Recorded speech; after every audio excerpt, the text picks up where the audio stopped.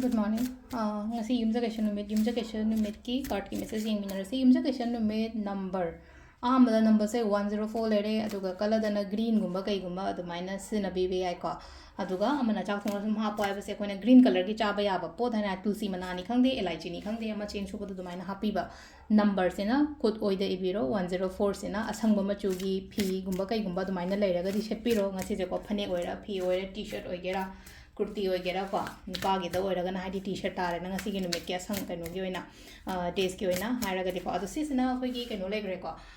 adu nomagi lokthopudana card ahum batang lokthose ko sidagi card number 1 consider card number 2 consider natra card number 3 consider ko 1 2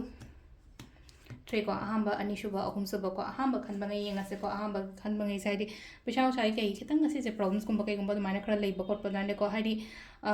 mingon de gi su ni gano haiba ya de mating loda ba hai tare pisha ni be wana ta ba hai tare ko hangano ba ga su sida leino ko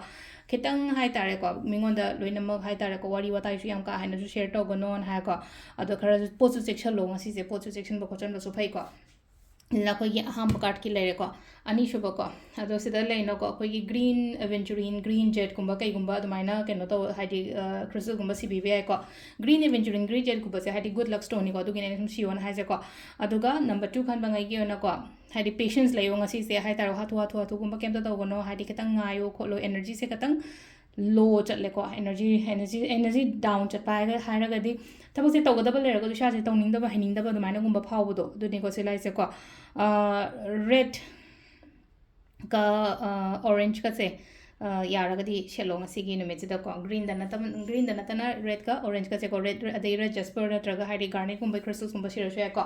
aduga last ki number 3 ko number 3 sina sileno ko number 3 ki sina haidi struggle to matam haidi mi ga phuna bagi type tam to isa haidi gan sagi nungsa siga haidi mi siga to bagi hai tar ko aina ngamde ade hai bagi type ta ado sida leino ko sidang isa sida haidi tan ba ya de ko tan bi ga no ya ri ngai silai se ko thaba inkhang da khatang delay oi ba ko padi ya ataraga so haidi patience ana hai se ko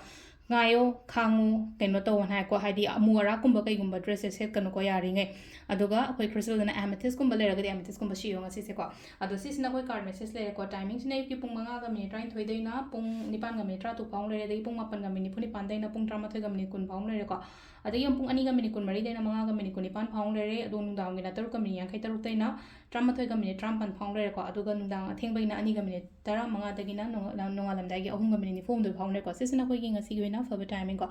adu se le ko daily card message se ma'am thank you